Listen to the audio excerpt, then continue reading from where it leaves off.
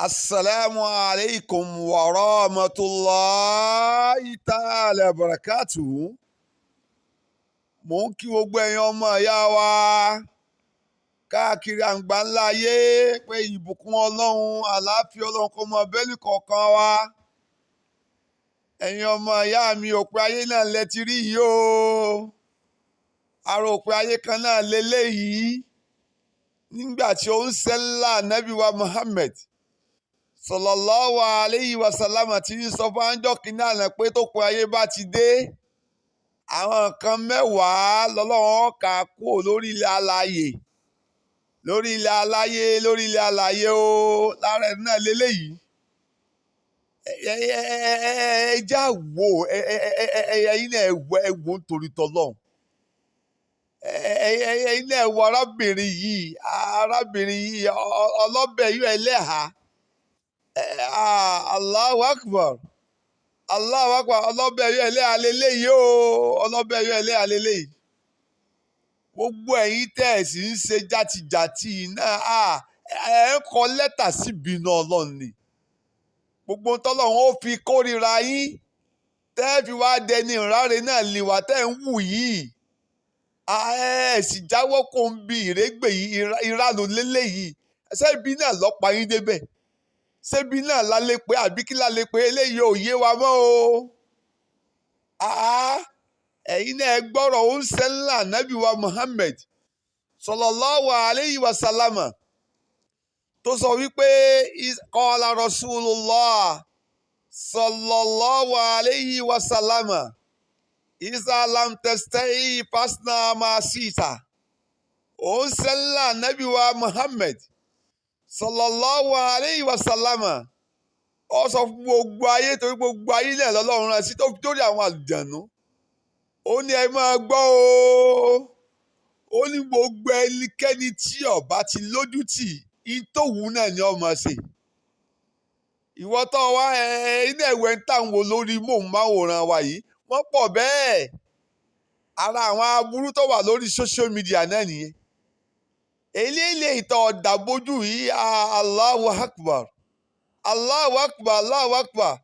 Ó sì wá rí ìran mọ̀lẹ́bí rẹ̀ kẹtọ́ mọ̀ ọ́ rí pé èyí tó ń ṣe orí ibú lélẹ́yìí tó orí ibú lélẹ́yìí níwájú ọba Allah.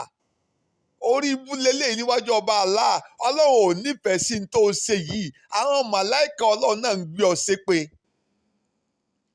Ṣébi náà ló débẹ̀. Ó wá lè lọ ṣalágbàárù lọ́jà Aba àbí ní Bódìjà. Ẹ sì bẹ̀rù Ọlọ́run. Ọkọ olóògbé ọ létí ojú wọn náà Allahu Akbar. Allahu Akbar. Allahu Akbar. Kí ló dé? O ti fẹ́ bà yàrá rẹ jẹ́ gbogbo eléyìí tó ń ṣe yìí náà. Ìbínú Ọlọ́run ló ń kọ lẹ́tà sí i. Ọlọ́run ò nífẹ̀ẹ́ sí gbogbo nǹkan báyìí. Allahu Akbar. Allahu Akbar. Lára nǹkan mẹ́wàá tí Ọlọ́run ọ̀kà kúò tí òpin ayé bá ti ń dé náà leléyìí o. Ó ń sẹ́lá Nábì wa Muhammad sallallahu alayhi wa sallam. Ọlọ́run ọ̀kà àlùbáríkà kúò lórí ilẹ̀ alààyè. Ìbùdó tí wàá rà àlùbáríkà ní ìsí o. Ìyàwó ọ̀tẹríba kọ́kọ́ mọ́ ọkọ náà Allahu Akbar. Bákan náà àwọn ọmọ náà tẹríba fáwọn òbí wọn mọ́. Bẹ́ẹ̀ náà lọ àwọn ọmọléèwé àlùbáríkà ti kú lára ọ̀pọ̀lọpọ̀ wọn náà. Bẹ́ẹ̀ náà lára ọ̀pọ̀lọpọ̀ àwọn ọmọ kéwú náà. Lẹ́yìn náà àlùbáríkà náà ti kú lára rẹ̀. Lára nǹkan mẹ́wàá tánà bí sọ fún aná nu pé yóò kà kó lórí ilẹ̀ alààyè. Nǹkan mẹ́wàá náà ni o. Àkọ́kọ́ náà ní àlùbáríkà. Ìbílẹ̀ tí wàá rà àlùbáríkà náà. Lérè lẹ́ àtọ́já lálùbáríkà Eleha kọ́ bọ́ sórí ṣíṣọ́ ìkọ́ máa ṣe rádaràda báyìí. Èyí tó eléyìí ṣe rádaràda ni. Inú yín sì ń dùn pé ẹ̀ ń rówó gbà. Owó tẹ̀ ń gbà wàláhì ẹ̀kọ́ ọjọ́ alẹ́ ni o.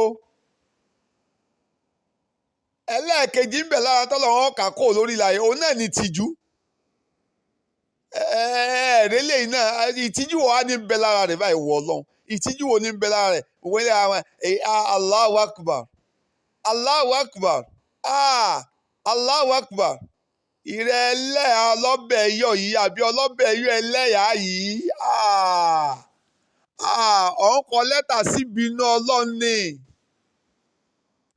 ẹwà rẹ o sì fẹ́ bá yẹ ẹwà rẹ jẹ́ tán yẹ́nyẹ́ Allahu Akbar irú ẹ̀yin tẹ́ ẹ bá ń wùwà rádaràda òsì báyìí náà Ọlọ́run máa padà gbóhùn lẹ́nu yín kàn yín ni kílè ọmọ jẹ́ àríkọ́gbọ́n ni wàá ṣe eléyìí o látọ̀dọ̀ Ọlọ́run látọ̀dọ̀ oníṣẹ́lá Nábì wa Muhammad sallallahu alayhi wa sallam pé Imam Oluwakemi wí fún ọ Imam Idrees Oluwakemi akékèké sì sọ fún ọ ìwọ ló sì gbọ́ ṣùgbọ́n ká gbọ́ náà ló dáa jù tábà tí ń gbọ́ yẹn náà ni ó máa jẹ́ ìwúlò fún wa pé Ọlọ́run á máa dúpẹ́ fún ọ. irú obìnrin tí bá ń ṣe báyìí tó bá jẹ́ Ọlọ́bẹ̀yọ ẹlẹ́hà yìí Ọlọ́run ó tún wá tún bẹ̀ wá rẹ̀ jẹ́ irú àwọn báyìí náà ni ọjọ́ alẹ́ wọn èé dá o kèé dá rárá kèé dá bó tilẹ̀ ọmọ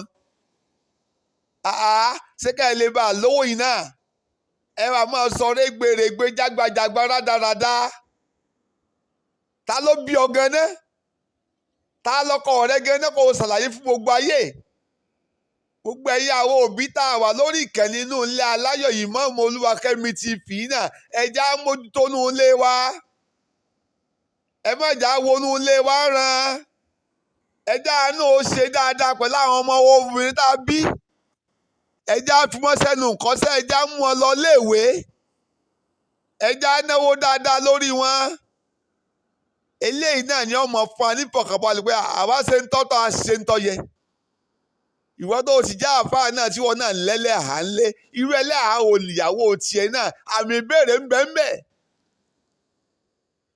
ṣe ẹlẹ́hà tó ń tọ́jú dáadáa ni tó ń fún ní jíjẹ múmu tó o dẹ̀ ń fún ní ẹ̀tọ́ rẹ̀ bọ́lá ti sọ́nà Al-Qur'an pé ọgbà oko wọn jẹ́ fún wọn ká sì máa roko wọn dáadáa tẹ́bà gbàgbé nínú ọ̀rọ̀ ń sẹ́lá Nábì wa Muhammad sallallahu alayhi wa sallam Ànábì tí bá wa sọ̀pọ̀lọpọ̀ ọ̀rọ̀ náà ó sọ̀rọ̀ fún wa o wallahi ó sọ̀rọ̀ fún wa àwa alikẹ́ jẹ́kẹ́ tí wọ́n là ká gbọ́ ń tọ́ sọ́dọ̀ ká sì lágbọ́yé rẹ̀ ká dẹ̀ máa fi ṣiṣẹ́ ṣe eléyìí ni ó ràn wá lọ́wọ́ eléyìí ni ó ràn wá lọ́wọ́ o ká fi ṣẹ́ni náà ni ó ràn wá lọ́wọ́ nínú ọ̀rọ̀ ń sẹ́lá Nábì wa Muhammad sallallahu alayhi wa sallam ó sọ fún wa wípé kulukum rahi wa kulukum mas'ulun an rahiyati òjíṣẹ́ Ọlọ́run ẹni tí ìkẹ́ àti gẹ̀ ń bẹ fún ọ̀sán báyìí wípé kulukum rahi gbogbo wa la dára jẹ́ o tó fi dórí Imam Oluwakemi tí ń sọ̀rọ̀ náà gbogbo ẹ̀yin bàbá wa ẹ̀yin màmá wa ẹ̀yin sísá wa ẹ̀yin àǹtí wa ẹ̀yin bùrọ̀dá sí wa Allahu Akbar ẹlòmíì ẹ̀yin mọ́kàdé ọmọ fẹ̀ káàkiri ayé ayé abẹ́rẹ́ aláàjì ẹ̀rẹ́ alájẹ Allahu Akbar Ànábì ti bá wa sọ ó ti júwe wa ìta àfi ní jìyà níjọ́ ń gbòǹdì àlìkìyàmọ̀ ó ti ṣàlàyé gbogbo ẹ̀ fún àánú Al-Qur'an ọ̀dẹ̀ tún sọ fún àánú ọ̀rọ̀ rẹ̀ pé kulukum ra'i gbogbo apáta náà ládára jẹ́ o wa kulukum mas'ulun an ra'iyati gbogbo àná lọ́lọ́run ó sì bi léèrè náà ń jọ ń gbèǹde àlìkìyà ọmọ ìrẹ́ bàbá ìrẹ́ màmá ìrẹ́ ọkọ ẹlẹ́hà ìrẹ́ ẹlẹ́hà Ọlọ́bẹ̀yọ ẹlẹ́hà ni wọ́n èyí ṣe ẹlẹ́hà rè wallahi ọlọ́run padà bí wọ́n náà léèrè ń jọ ń gbèǹde àlìkìyà mọ̀ ẹ ti wá daṣẹ́wọ́ ọ̀sán gan-an àbí kí láà pè aṣẹ́wọ́ ọ̀sán gan náà lélẹ́yìí ìwọ náà wá ń tó sàwọn èèyàn lórí social media ọ̀ ń fi nọ́mbà rẹ̀ lẹ̀ kí ló Allahu Akbar Allahu Akbar Allahu Akbar rántí àdìsá Nábì wa Muhammad sallallahu alayhi wa sallam ó lé àwọn kan márùn kan ń bẹ tóbìnrin bá ṣe obìnrin ó wà lìjẹ́nà obìnrin ó wà lìjẹ́nà o obìnrin ó wà lìjẹ́nà àkọ́kọ́ ń bẹ náà ni pé kóbi ọmọ kírun wákàtí 5 lásìkò rẹ̀ kó sì ẹlẹ́ẹ̀kejì bẹ̀rẹ̀ kó máa gbà ọ̀rọ̀ Ramadan Allahu Akbar ìwọ́tọ̀ wá wà lórí social media yìí náà ara burú tí bẹ́ẹ̀ náà lélẹ̀ á dẹ̀ pariwo fún wa náà pé ẹja mójútónú ilé wa o. gbogbo ẹ̀yin tẹ́ wà ń bì náà Allahu Akbar ẹ dákun ẹja ṣe dáadáa ẹja ṣe dáadáa.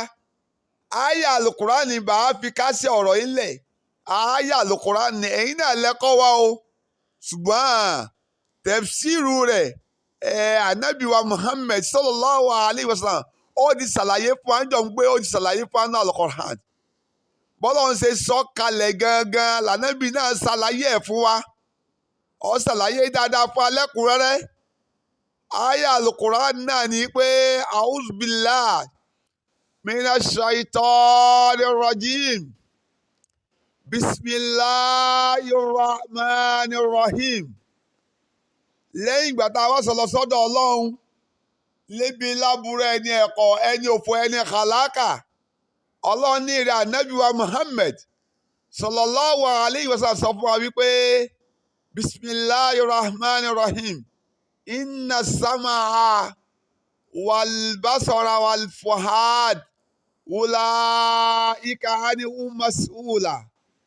kí ni ìtumọ̀ àyà Al-Qur'ani tá a mú wá yìí lẹ́yìn ìgbà tá a wá sọ lọ sọ́dọ̀ ọlọ́run níbi láburú ẹni ẹ̀kọ́ ẹni òfò ẹni kàlákà ọlọ́run ní ìrẹ̀ ànábì wa Muhammad sallallahu alayhi wa sallam ṣàlàyé fún àwọn ọjọ́ rẹ̀ àwọn wúmọ̀ rẹ̀ pé inna samaha ọlọ́run ní dájúdájú o ìyẹn tá a pè ní gbọ̀ràn látọ̀dọ̀ ọlọ́run wàlúbásọ̀rà àti tá a fi ń rìnà ojú wa ní etí wa ní wàlúfọ̀hádì àtọkàn wa náà àtọkàn tẹ́ fi ṣèṣekúṣe yìí náà ọlọ́run obìnrin ọlọ́run á dà pé ìdá ànábì sọ fún wa pé ulaika anhu mas'ula ọlọ́run tó bá jọ́ ń pé di alikiyama àtọlọ́bẹ̀ yẹ Eleha ọlọ́run ó bi ọ́ léèrè jọ́ ń pé di alikiyama ìwọ àbá àtọ̀tọ́jú náà rẹ ọlọ́run ó bi ọ́ léèrè jọ́ ń pé di alikiyama gbogbo ẹ̀yin bàbá alájà náà àbí ọ̀rọ̀ onídìí ìtọ́rọ̀ èyí mọ́kànlẹ́ ọlọ́run tó kọ́ ó bi wá léèrè jọ́ ń pé di alikiyama ulaika anhu mas'ula ohun tá a fojú wa rí ohun tá a fetí wa gbọ́ ohun tá a fọkàn wa rò ẹ̀yin ọmọ ìyá mi ọ̀dà kájá wọn bẹ̀ o gbogbo àwọn tí a bá mọ̀ náà tẹ́ pé rádaràdà ní àwọn ń ṣe lórí social media ẹjẹ́ pé wọ́n ṣàkíyèsí ẹjẹ́ àwọn ó ṣe dáadáa fún wọn ká lè bá a lẹ́sẹ̀ dáadáa látàdọ̀ ọlọ́run anabi wa Muhammad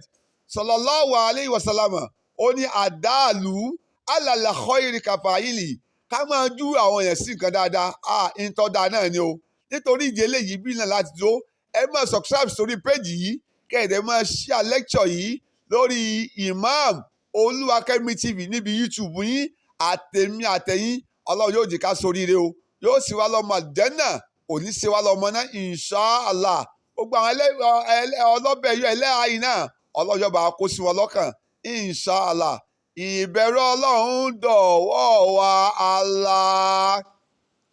ìbẹ̀rù ọlọ́run dọ̀wọ́ wa Allah gbogbo ṣẹ́kíṣẹ́ tá a bá ń ṣe ká bẹ̀rù Olúwa Allah.